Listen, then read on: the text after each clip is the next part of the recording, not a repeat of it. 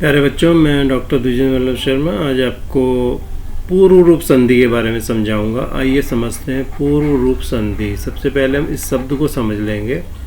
पूर्व रूप क्या है? पूर्व माने पहले वाला जो अक्षर है उसके जैसा, रूप माने रूप बना लेता है, जो चेहरा बना लेता है, जो अपनी आकृति बना लेता है जो, तो इसलिए इसको पूर्व रूप संधि कहते हैं। अभी जब उदाहरण देंगे तो आपको समझ में आ जाएगा। अब आप सबसे पहले इसका फॉर्मूला समझिए। इसका फॉर्मूला क्या है? तो ये हम समझ रहे हैं इस वक्त पूर्व रूप संधि, ठीक है। अब इसका फार्मूला देखिए क्या है। इसका फार्मूला है एंगः पदान्तादति। एंगः पदान्तादति, ये इसका फार्मूला है। अब आप सोचेंगे एंग क्या हुआ भला? असल में संस्कृत में एंग कहते हैं, ए ओ को कहते हैं, ए ओ, ठीक है। एंग मने ए ओ, तो इसको हम यहाँ लिखते हैं एंग मने ए ओ। अच्छा, कैसा ए ओ? अब इसमें दो शब्द लिखे हुए हैं, यहाँ पे दो शब्द दिखाए हैं, पदान्तात, पदान्तात अति। अब आप सोच रहे होंगे यहाँ तो त है और यहाँ द है, तो त को द हो जाता है। ये एक जस्व संधि होती है। जब आपको जस्व संधि पढ़ाएंगे तब पता चलेगा त का द क्यों होता है, लेकिन ये मूल वर्ड है पदान्तात अति, ठीक है। अब पदान्तात में भी दो शब्द हैं, देखिए, पद अंत, अंतात, ठीक है। अब अंतात कौन सी विभक्ति है? ये पांचवी विभक्ति का एक वचन है, ठीक है। और अति में क्या है? अति में शब्द है अत, और ये कौन सा है? सातवीं विभक्ति का एक वचन है।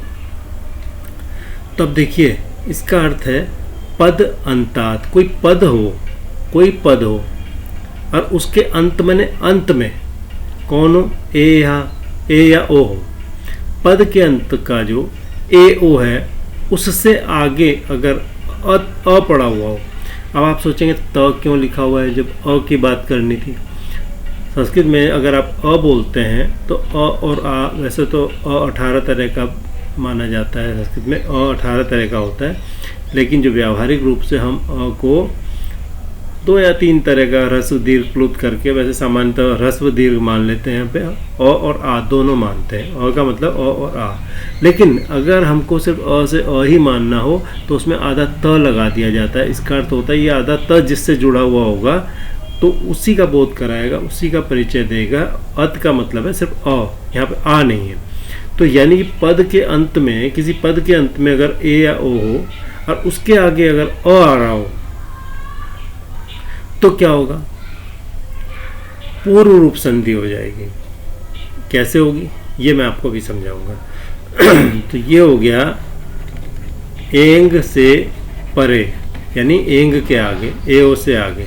और वो एंग भी कैसा? पदांत, पद के अंत में कोई एंग हो, ए ओ हो, ठीक है, उससे आगे परे अ होने पर, अ होने पर क्या होता है? पूर्व रूप संधि हो जाती है, पूर्व रूप संधि हो जाती है, ठीक है। चलिए इसका हम उदाहरण अब समझते हैं कैसे होती है ये। इसका उदाहरण लेकर के मैं आपके सामने आता हूँ। ये देखिए, हरे अव, ठीक है। हरे अव लोकोयम वृक्षस्मिन, कई सारे शब्द हैं। हरे अव लोकोस्मिन वृक्षस्मिन देख लेते हैं, क्षमा कीजिएगा। हरे अव,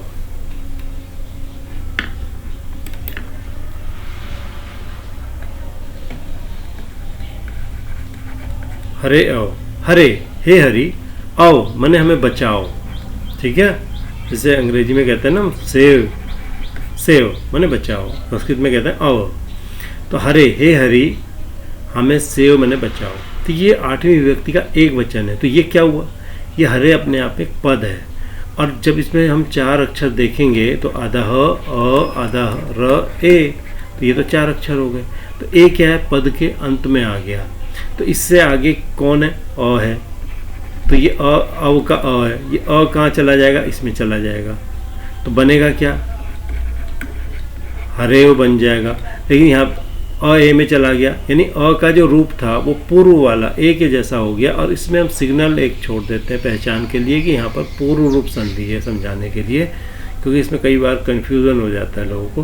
तो इसका एस टाइप अक्षर छोड़ देते हैं ताकि लोगों को लगे यहाँ पर हरे अव है। तो इसको कहते हैं पूर्व रूप संधि। पद था ये, पद के अंत में ए था, आगे था अ, तो ए के आगे अ था और ए जैसा हो गया। ऐसे ही एक और देख लीजिए यहाँ पर, वृक्षेस्मिन, वृक्षे अस्मिन, यहाँ पे भी देखिए वृक्षे में अंतिम अक्षर कौन है, ए है, आगे कौन सा अक्षर है, अ है, अ कहाँ चला जाएगा, ए में, तो ये बनेगा क्या, देखिए ये बनेगा वृक्षेस्मिन, ठीक है, ये बनेगा वृक्षेस्मिन, ठीक। तो ये वृक्षेस्मिन बन गया, तो ये एस का चिन्ह हमने फिर से लगा दिया। तो वृक्षे भी क्या है, वृक्षे भी अपने आप में एक पद है, ठीक है। अब देखिए अगला हम देख लेते हैं एक तो हम देख लेते हैं ये लोकोयम और बालोवदत, ठीक है, लोकोयम, इसको हम थोड़ा ऐसे कर लेते हैं, ठीक है, लोक अयम, और एक शब्द है बालः अवदत। तो जो लोका है इसमें देखिए विसर्ग है, विसर्ग को असल में यहाँ पे स हो जाता है, स को रू, ये अलग संधि है, ये हम किसी और प्रकरण में पढ़ेंगे। रू में बसता है ऊ, उसके बाद ये क्या हो जाता है, लोक प्लस ऊ और अयम, आ ऊ मिलके ओ हो जाता है, लोको अयम, ठीक है। अब यहाँ पर देखिए ये जो लोको है ये है पद का अंतिम अक्षर, अंतिम अक्षर होने से ये अपने आप में एक पूरा पद, और इस पद के अंत में है अ, पद के अंत में ओ है, और ओ के बाद कौन है, अ है, तो ये क्या बनेगा, अ ओ में चला जाएगा, तो ये बन जाएगा लोकोयम। ये मैंने एस जानबूझ के छोड़ दिया फिर से, जो आपको बताया था पहले भी, तो ये बन जाएगा लोकोयम। ऐसे देखिए बाला होता है, बाला में क्या होता है, फिर से विसर्ग होता है, विसर्ग को स हो जाता है, विसर्ग संधि है, स को रू हो जाता है, ऋतु संधि, रू को ऊ हो जाता है, उतु संधि, ल का अ, ऊ का ऊ, ये जो ऊ मिलके ओ हो जाते हैं, तो ये बन जाता है बालो अवदत। आप सोचेंगे मैं ये क्यों नहीं समझा रहा हूँ, तो ये एक अलग प्रकरण है, ये मैं अलग समझाऊंगा आपको विसर्ग को स कैसे होता है। फिलहाल हम बालो अवदत समझेंगे। जब आपके पास ये सवाल आए तो आपको बालो लिखना है, यहाँ पे बालो अवदत, ये समझाने की ज़रूरत नहीं है। तो बालो अवदत, अगर आपसे पूर्व रूप संधि पूछी जाए तो आप लिखेंगे बालो अवदत।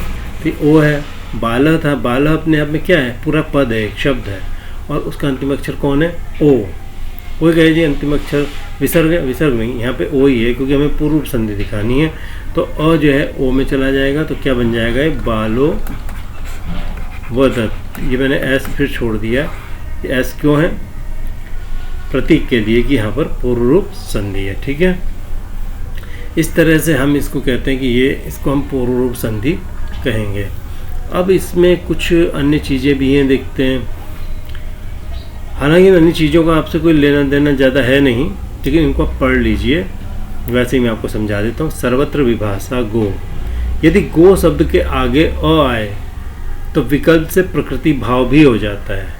मतलब गो शब्द के आगे अगर अ आ रहा है तो आप उसको प्रकृति भाव भी कह देंगे। प्रकृति कहते हैं जैसा है वैसा ही रहे, जैसे गो के आगे अग्रम आ गया, तो सिर्फ गो शब्द में देखा, किसी ने देखा कि गो शब्द के आगे, या व्याकरण नहीं देखा, जिन्होंने व्याकरण बनाया उन्होंने देखा गो शब्द के आगे अग्रम आ रहा है, तो लोग क्या यूज कर रहे हैं, लोग पूर्व रूप भी यूज कर रहे हैं ये एस वाला, और लोग गो अग्रम भी छोड़ देते हैं, सिर्फ गो अग्रम गो शब्द के मामले में। बाकी सब जगह ऊपर की तरह करते हैं, जैसे ऊपर पे था। ठीक है, यहाँ दो उदाहरण और हैं। वने अत्र में वनेत्र दिखा दिया, गुरो अ में गुरो दिखा दिया, ये एस लगा दिया फिर से। ये दो उदाहरण मैंने आपको वहाँ नहीं समझाए थे, पर दो उदाहरण और भी हैं। तो ये हो गया गो अग्रम, तो ये विकल्प से हो गया, यानी ऑप्शन है इसमें, एक बार होता भी है एक बार नहीं भी होता। तो यहाँ पर इसने कहा है कि गो सर्वत्र सब जगह गो धातु अगर गो शब्द अगर है तो उसके आगे विभाषा मैंने विकल्प से ऑप्शन के रूप में ये संधि यूज होती है।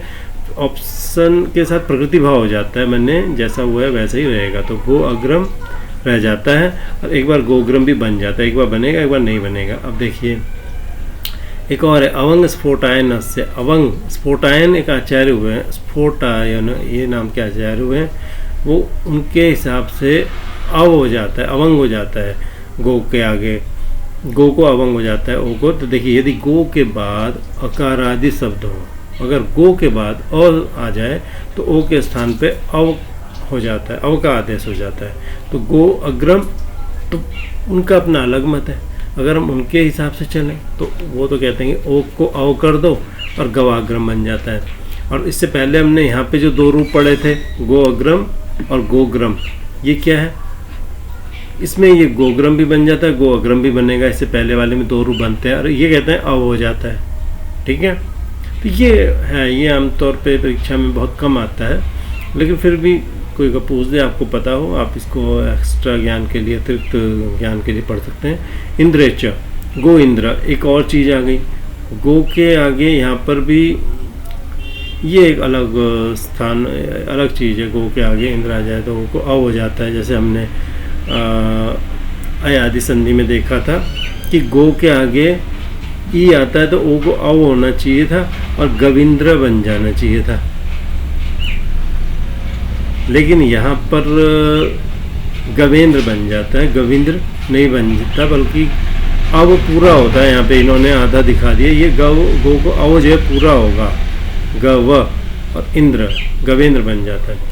तो ये मैटर, ये एक अलग चीज़ है थोड़ा सा इंद्रच वाला, लेकिन आपका मतलब जो है ज़्यादातर जो परीक्षा में पूछा जाएगा, आमतौर पे जो पूछा जाता है वो यही पूछा जाता है। तो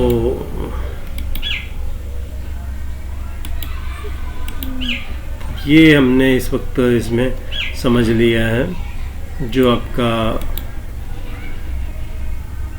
पूर्व रूप संधि थी जो, वो हम समझ चुके हैं कि पदांत, पद के अंत में, एक बात बता देता हूँ, पदांत एंग से परे अ हो तो पूर्व रूप संधि हो जाती। पद के अंत में एंग हो, पद के अंत में ए या ओ हो, एंग समझ लीजिए ए ओ, ठीक है, और ए हो तो उसके आगे अ हो तो पूर्व रूप संधि हो जाएगी। तो मुझे उम्मीद है आपको समझ में आ गया होगा। धन्यवाद।